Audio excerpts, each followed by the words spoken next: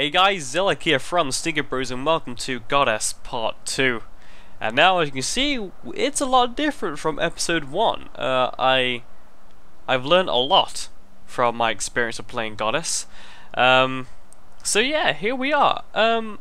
So in part 1 I did say that the whole clicking thing of the houses and collecting their belief was a bit annoying, and then I did a bit of research on the game, and yeah, there is actually a way to collect belief from a group of houses.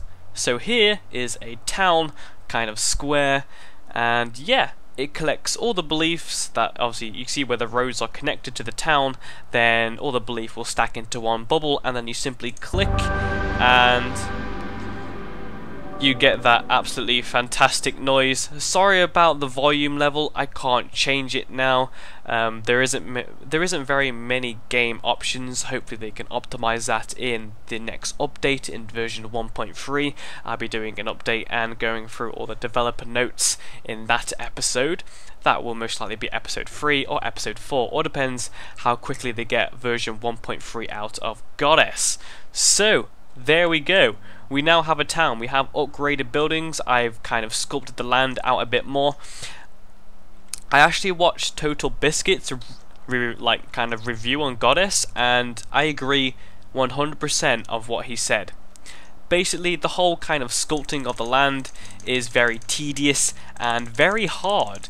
It actually takes a lot of effort just to move tiny pieces of land, and as you can see here, I'm doing a lot of clicking just to get this tiny little square. Now, I can see it's nighttime. I've actually unlocked night and day cycles through kind of a card that I collected through getting different like populations and stuff like that, and doing battles, which I will show you a battle in a bit if you want.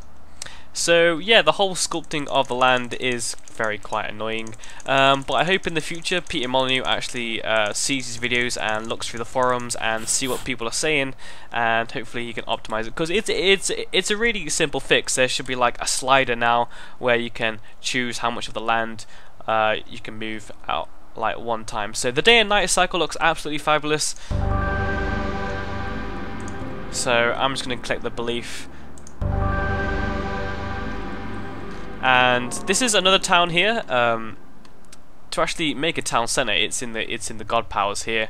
So I actually own 3 settlements right now.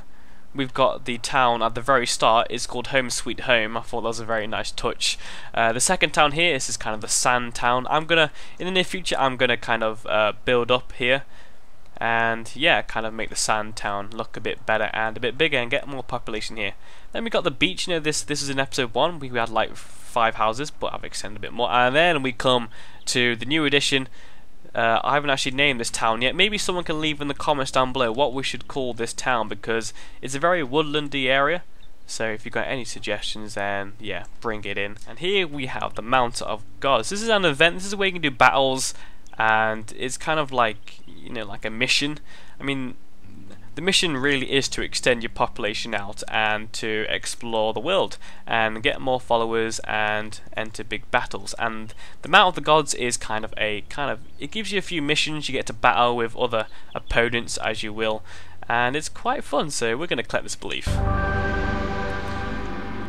So I must say, the very start of the game is kind of annoying. I'm not going to lie, it is quite annoying. There's a lot of clicking. There's a lot of clicking involved of moving the land. And then you've got obviously every single house you've got to click this belief, which is it's quite satisfying. I'm not gonna lie, but at the very start of the game you don't have the ability to unlock the town God power, which is this thing here where you can collect the big bubble thing. So that is quite annoying. But apart from that, I must say I am loving this game right now. It's absolutely bloody brilliant. So what I'm going to do now is I have this is a temple. I kind of haven't gone to it yet because I want to get it on like record. I'm going to place a totem over here,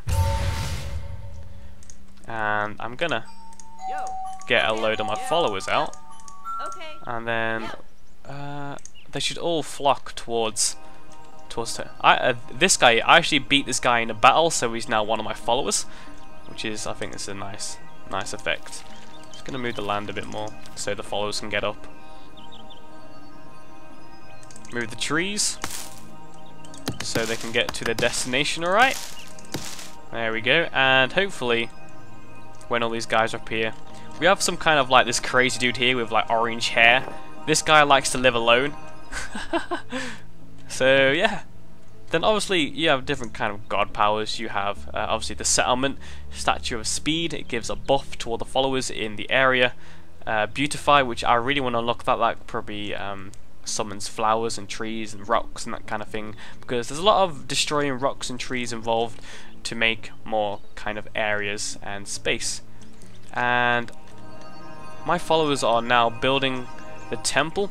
What I want added in as well is a way to rotate the map, because right now I don't think there's a way to like rotate the map. Like I'm only looking at it like this, and there's no way to really like move around, which is something that is absolutely needed in this game. It drives me insane. I want complete freedom to do whatever I want in this game, and rotate the screen is a pretty big thing that I want. And there we go, we have a temple. I have no idea what this thing is. I guess it's kind of, I don't know, does it, hang on, I'm gonna deactivate this here. Actually, before I do that, I'm just gonna move the land so I can get bigger buildings.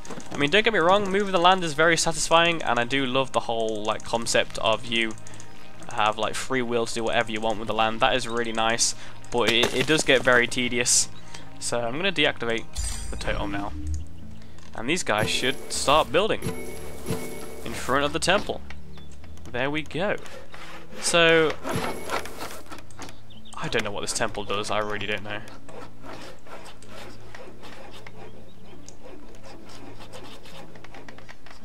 I'll have to do some research on that. I generally have no idea what that does. So right now I'm really loving the game, and so to kick it off, I think. Sorry, excuse me. I'm just going to collect this belief. I know it makes a lot of noise.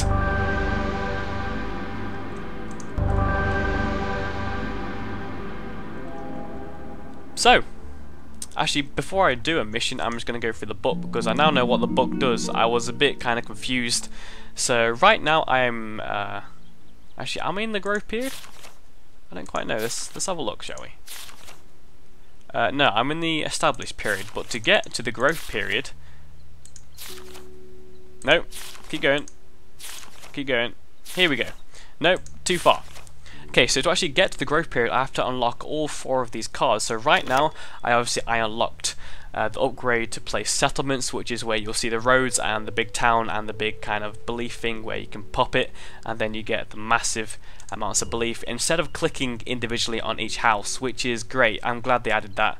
And then we have the calendar, which unlocks day and night cycles. Now that your followers understand time, they will form routines for different times of day and night, which adds day and night. That's a bit weird for a game where you actually have to unlock day and night cycles. That's a bit weird, but whatever. It kind of adds to the game. We have this card here. I have no idea what it is. It says it's a society card called Family. Let's have a look what it does. Leads to debate. Increased birth rate for all abodes. Early humans lived in family units. In fact, most early tribes consisted socially of the same extended family. However, as the tribes got bigger and the social structure became more complex, households started to resemble modern nuclear families, consisting of the 2 parents caring directly for their own children. So this is really cool. I like how they add these kind of small little cards. So to unlock this kind of family society card, I need to gather one more resource, which is the candle. I've already unlocked meat and whatever the hell that is. We have mud brick lodges, which is obviously the next upgrade from the wood shacks that I've got going on right now, or the wood cabins, sorry. So to unlock that, I already gave wood, I already gave clay. Then I need one more, whatever the hell that is. We shall have a look. And obviously here you have all your kind of different powers that you've unlocked. So I unlocked the Finger of God, which is really quite nice. wild, man. This is, you know, that like orange-haired dude that you saw. So I'm actually going to try and find that resource that we need. Is it yeah, it's plaster. We need so we need one more plaster till we can upgrade. So we need one more plaster and one more candle, and think we can go to the growth stage, which is really quite magnificent. Obviously, all the stages right now, they haven't been unlocked in the game yet. Well, unlocked. Well, they haven't been made yet. They haven't been like 100% made yet. So I'm not sure. So you've got the growth period, you've got the expansion period, you've got the conquest period, you've got the bronze, iron. Then it goes all the way down to the space age, which is absolutely amazing. It's like Spore. You know the game Spore? But I mean, in the game Spore, right, I loved the kind of tribal stage because obviously I love civilization games. And this game is just absolutely amazing. This, I'm not gonna lie, this is starting to become one of my favourite games for the most creativity and the game that I've been looking for ages. This is basically the Clay Soldiers project, but an actual game.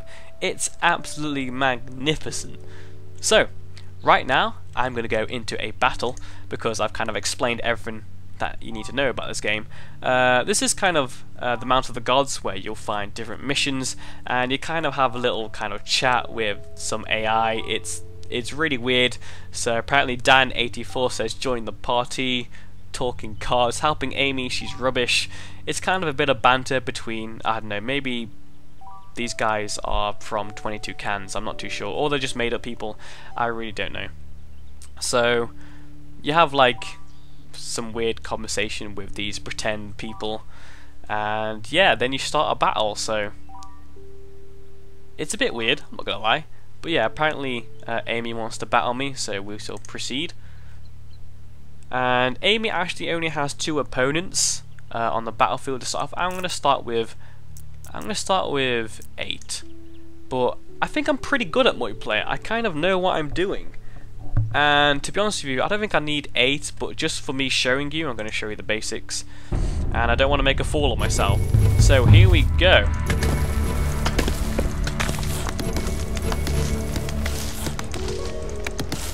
Okay, so I'm going to try not to talk that much because the music is actually really loud and the sounds of this game are extremely loud. But right here, this is Amy's area, I think. Is it?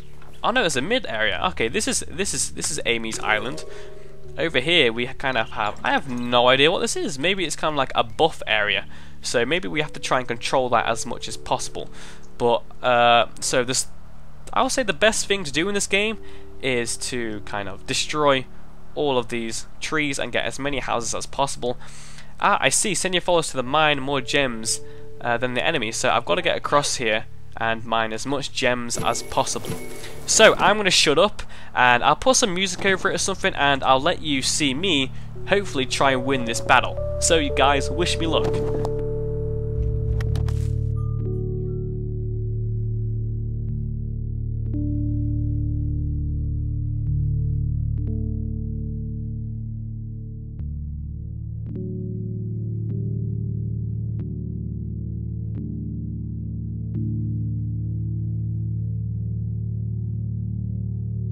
Okay, so welcome back. Hopefully you got the gist of the idea. I've never actually played that game type. That was obviously some kind of capture the hill kind of game.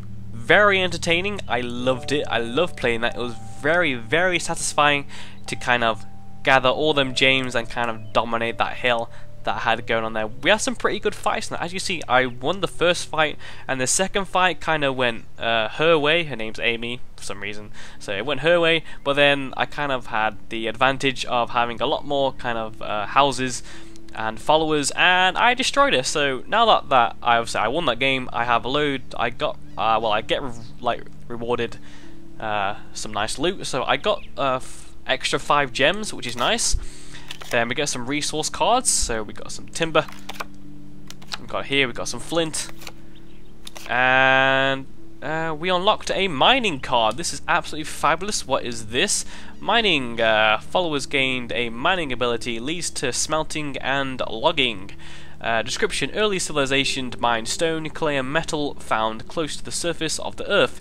Using primitive tools like flint axes, they would find the materials required to create more tools. Ancient Egyptians mined precious minerals and gold for ornamentation. So right here we've unlocked mining. I was kind of wondering whether mining would be in the game, and it looks like it is. So now that, well, obviously I need to unlock that card right now. I've got to find a lot more resources to actually find it. My guys will be able to cut down trees and mine rocks. This just makes the game a lot more entertaining, and it allows, instead of me to resource collect, hopefully the different civilizations will be able to collect different resources, and my followers will be able to collect some stuff for me.